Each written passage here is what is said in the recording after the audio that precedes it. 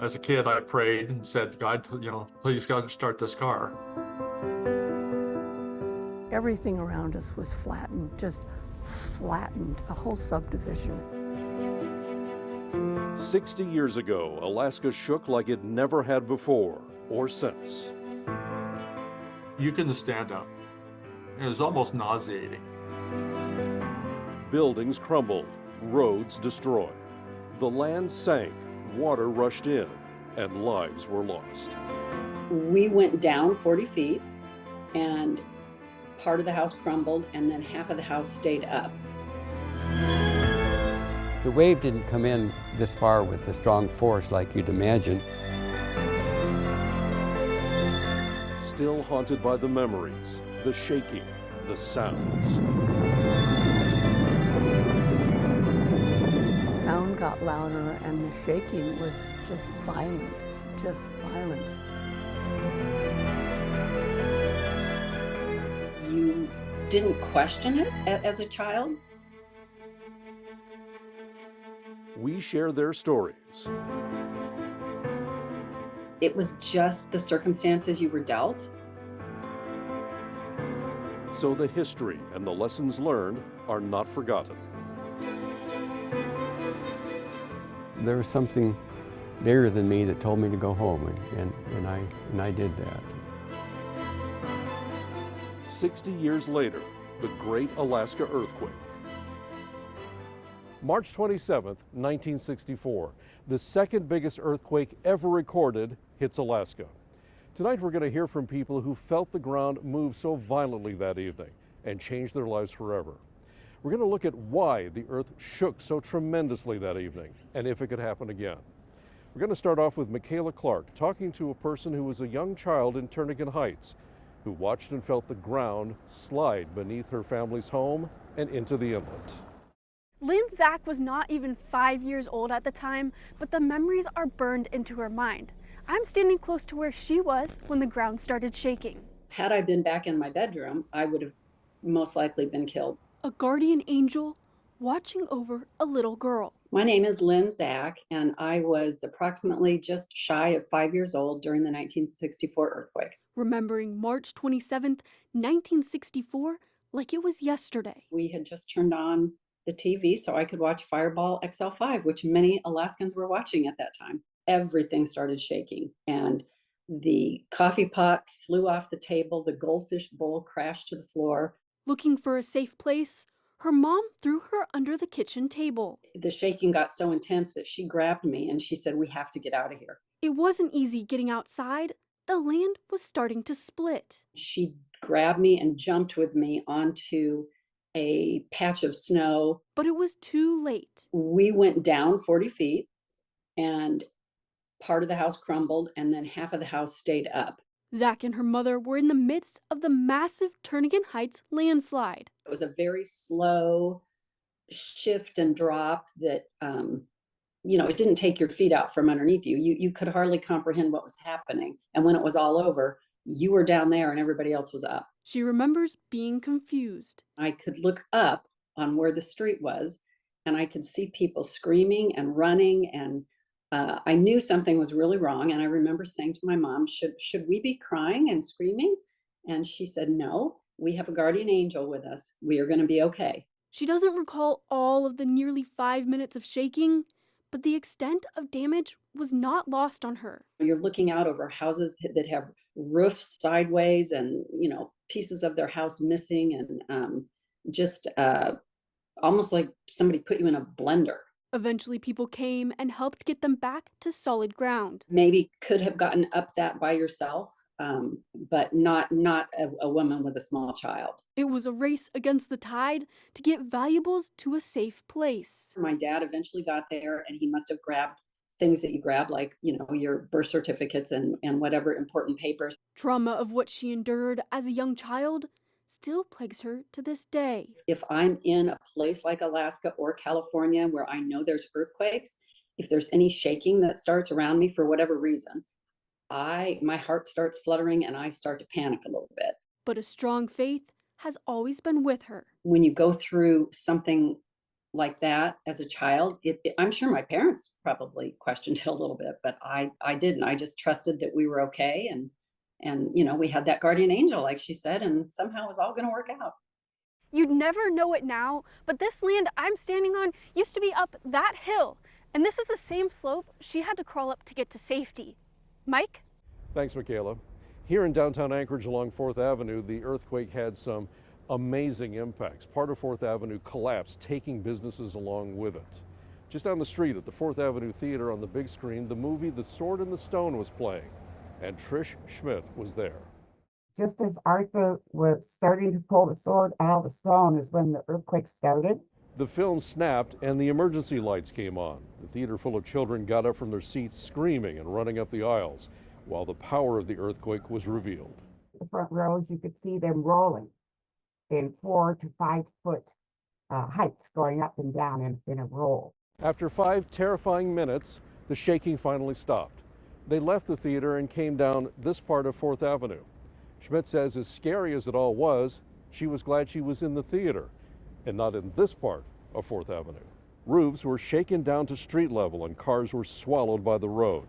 Now from here, Schmidt's family kept walking a few blocks south to J.C. Penney, where slabs had fallen off the building, crushing cars. Her dad tried to help save a woman who was trapped in her car. Schmidt says she found out years later that the woman did survive, but another person did not. When we come back, this quake was one for the history books and the science books. It was not well understood at the time, but for 60 years, scientists have worked to figure out what actually happened that day and why the damage was so widespread. We're here at Earthquake Park, one of the places where you can still see the big changes to the landscape caused by the great earthquake. Now, we've heard the stories and seen the damage, but what exactly was going on underground that caused such trauma above ground? For that part of the story, we turn to Chief Meteorologist Melissa Fry. It was March 27th, 1964, 5:36 p.m. The very crust of the Earth ruptured.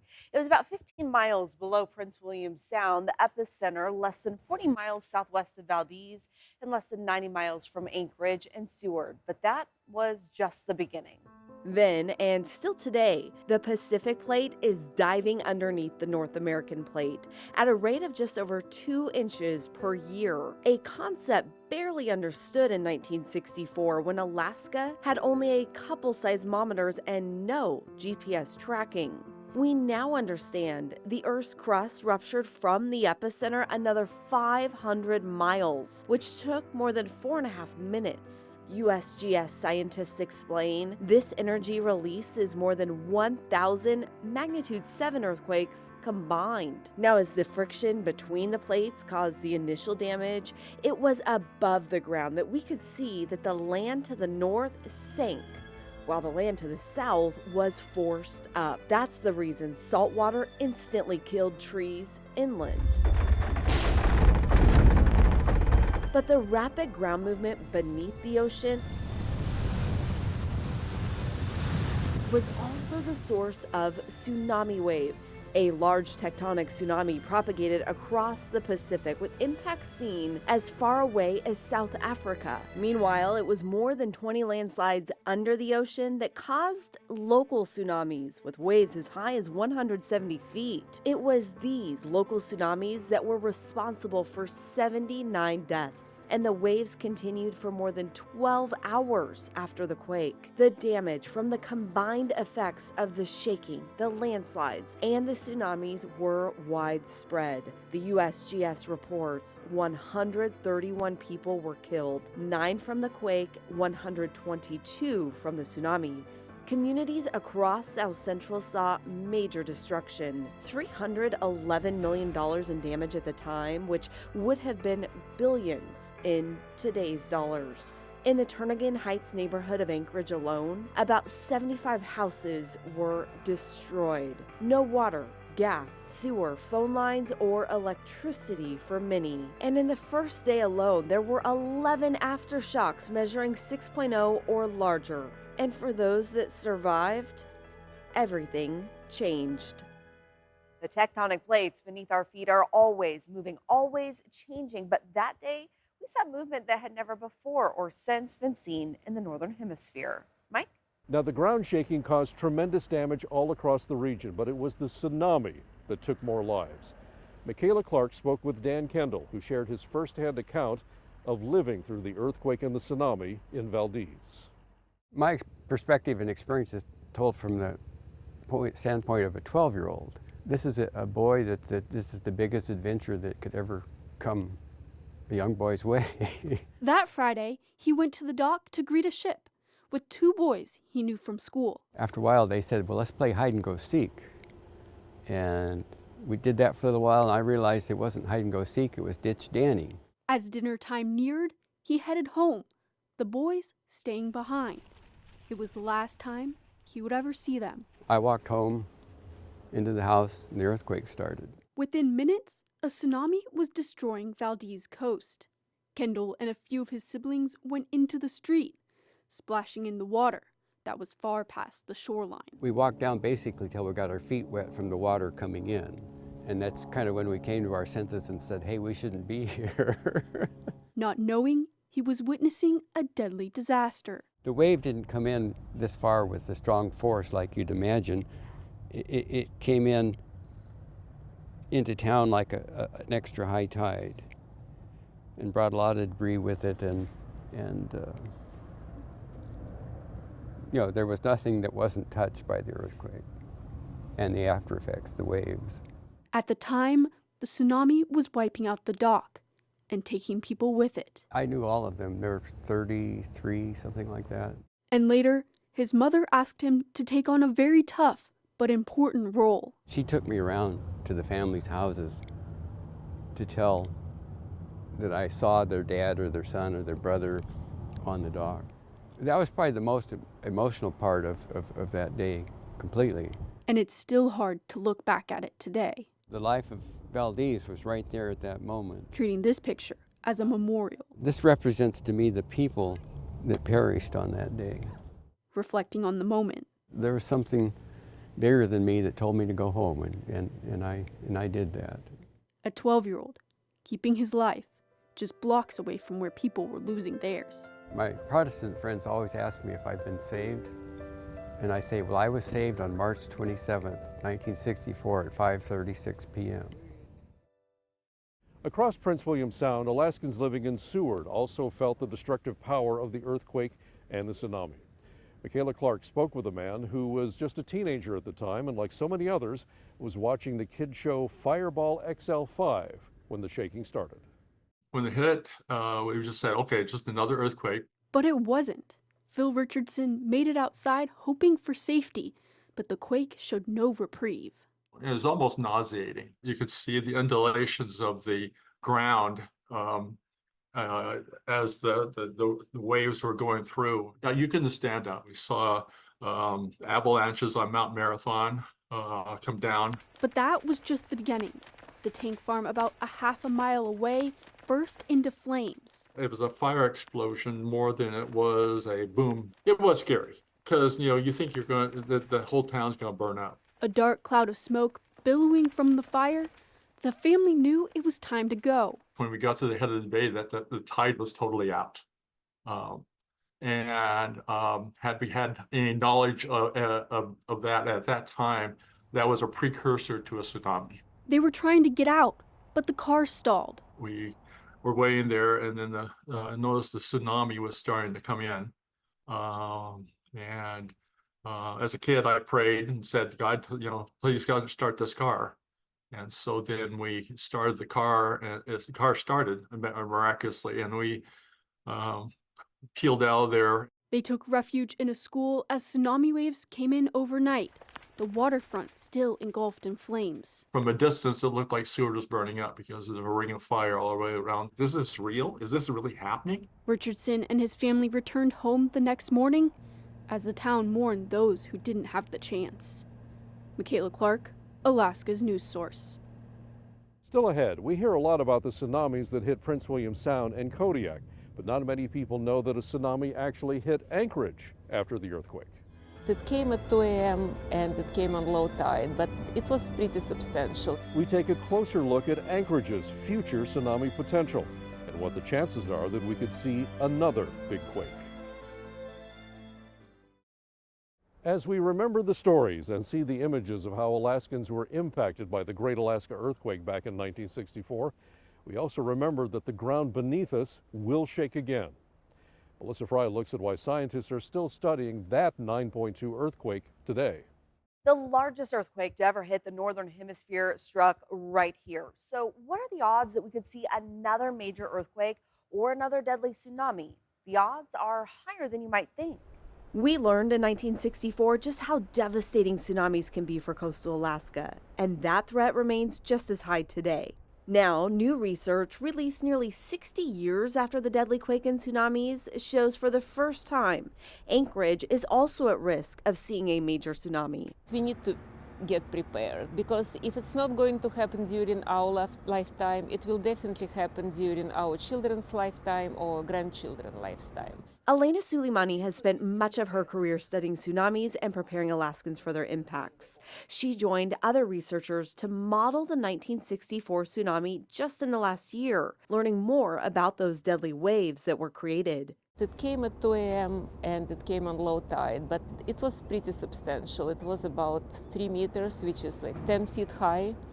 And if it happened at high tide during daytime, it would be noticeable. With Anchorage's extreme tidal ranges, timing is everything. What's going to be crucial when the next big earthquake happens in these parts of the subduction zones is what will the tide in Upper Cook Inlet look like in about 4.5 hours. In 1967, the National Tsunami Warning Center was formed following this quake, and to this day, they check every earthquake, treating each one like it could be the next big one, because this time, it may just be. Every time we get up from our chair and we move here to look at the earthquake, we don't know if this is going to be the one. And so we have to treat each one like it is the one until we know better. But when will the next quake hit, and how big will it be? No one knows, but Mike West, director of the Alaska Earthquake Center, is prepared for it to happen at any minute. The next really impactful earthquake in Alaska will not look like 1964. And we don't know exactly what it will look like. It probably will originate in a different place than where 1964 occurred. But the basic features of that earthquake, that is extremely violent ground shaking and tsunamis, are something that can happen tomorrow. And it's not just the size West and his team focus on, the location is just as important. Because of 1964, we think that, it takes a magnitude 8 or a magnitude 9 in order to have violent shaking. But that's not the case. We had another example here near Anchorage in 2018, but even the location of that magnitude 7.1 could have been so much worse. We could easily have earthquakes in the magnitude 6, 7 range that are far more impactful than 2018 was. Nobody was actually close to the 2018 earthquake. That earthquake occurred more than 30 miles underground, meaning everyone was at least 30 miles away from where that earthquake happened. On a map, it looks like it was right in Anchorage, but it was actually far below it. You take an earthquake like that and put it up at the surface of the earth, and you have a completely different event. You have a far more deadly event. The threats of another major earthquake or destructive tsunami in Alaska are real, and the experience we've learned from March 27, 1964 helps us know we have to be prepared for lives to be saved. There are tsunami inundation maps available for more than 60 communities in Alaska. Go to alaskasnewssource.com and find out if your neighborhood is at risk. Coming up next, what else do we need to do to prepare for the next big one? The resources available to help keep you and your family safe. As we've learned, we don't know when the next earthquake or tsunami will hit Alaska, but we do know they will happen, and we need to be prepared for them. The first thing you can do is practice drop, cover, and hold on drills. Develop a plan for your home and work. For many, the first reaction is to run, but this actually increases the chances you will be hit by falling objects. Next, put together an earthquake kit. We have what's needed and some simple ways to accomplish this on alaskasnewssource.com. And finally, prepare now for what happens once the shaking stops. If you're near a coastline, evacuate to higher ground to avoid a possible tsunami. Know that there will likely be aftershocks. Check for structural damage and evacuate if necessary. Once you're in a safe spot, check for injuries on yourself and those around you. And if you smell gas or see a break in the lines, shut off the master feed to your house. And stay tuned to local emergency managers and Alaska's news source for the latest information. We remember on this day to not forget the lives lost back in 1964. Use that as a reminder that it could happen again. Be sure to use the tools and the resources that are available to keep you and your family safe.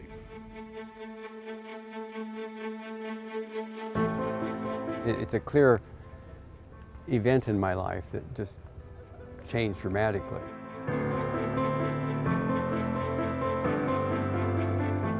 Knowing that there was a woman in there they were trying to get to, and they could hear her talking. And that's what I remember the most. We have now been 60 years without a deeply impactful tsunami in this state, and that could easily happen tomorrow.